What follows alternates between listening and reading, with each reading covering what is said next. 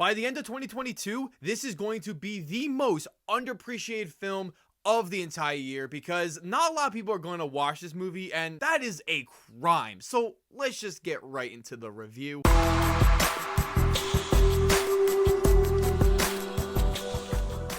Welcome back, film fans. This is Brad from Let's Be Real with Brad, and today on the channel, I want to talk to you guys about the brand new crime drama film called The Outfit. The Outfit is directed by Graham Moore in his directorial debut. The film stars Mark Rylance, Zoe Dutch, Johnny Flynn, and Dylan O'Brien. The plot centers around an English tailor in Chicago whose primary customers are a family of vicious gangsters. The Outfit is a film that I've been particularly looking forward to for quite some time, as it premiered at the 72nd Berlin International Film Festival last month, and it got tons of amazing reviews. So I had an early screener for the movie last night, and I was way more pumped to watch this movie, considering that I had no idea that this was supposed to be a mystery crime drama movie. And now that I've seen the film, I can say that this was a really good movie that I wish that more movies were made just like this. What I enjoyed so much about this film is that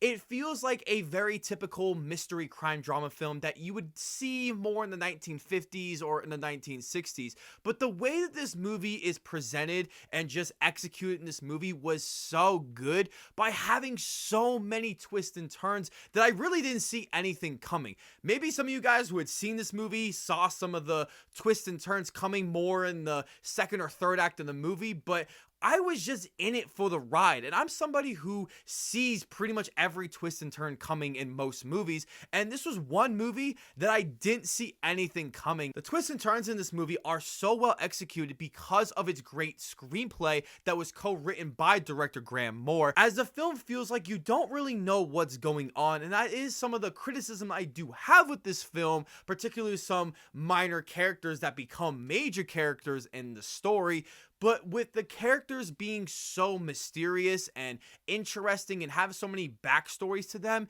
that it makes all the twists and turns of this movie so much more effective when they happen. But one of the best aspects about this film has to be the performances here, as Mark Rylance just did an amazing job in the role, as he has been since 2015's Bridge of Spies, as he has knocked every performance out of the park. And I think this might be one of his best performances yet, because he has a lot to do in this movie, and the movie primarily focuses on him. But the very best aspect about this film has got to be the utilization of its small budget and its resources, because this is a very small movie that's set in only one location, and it only features a couple rooms, and this movie feels like it was so professionally made with its cinematography and the lighting and even the editing as well. And this movie features so many great shots because it's so dialogue heavy and it's surrounded by this mystery and lies and twists along the way. There is so much tension that is going on in it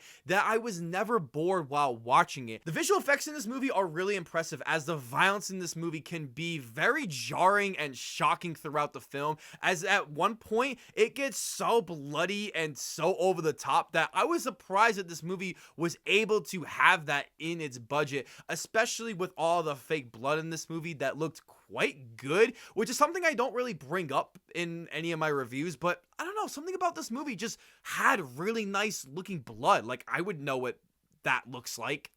I don't know. And the last thing that I loved about this movie was how entertaining this movie was, as this movie clocks in around an hour and 45 minutes, and it just goes by so fast, as there is so much tension and excitement all the way throughout the film. Unfortunately, I do have a few negatives with this movie, starting with some of the characters that are introduced into the end of the second act, into the third act. The characters we meet are the ones that our characters that we have been dealt with the whole movie have been talking about and saying that they're such a big deal, but when they show up in this movie, I feel like I don't get a sense of who they are and why they're supposed to be in here, as there's supposed to be a feud between these two groups that are talked about. And one of the last negatives I have with this movie is a bit contradictory to one of the positives that I gave this movie, which concerns its utilization of its small budget and its one primary location, as I really enjoyed it in this movie. But I do feel like the scope of this movie and some of the characters and the groups that we meet feel like this movie should have just been a bit bigger and explored itself around Chicago during this time period,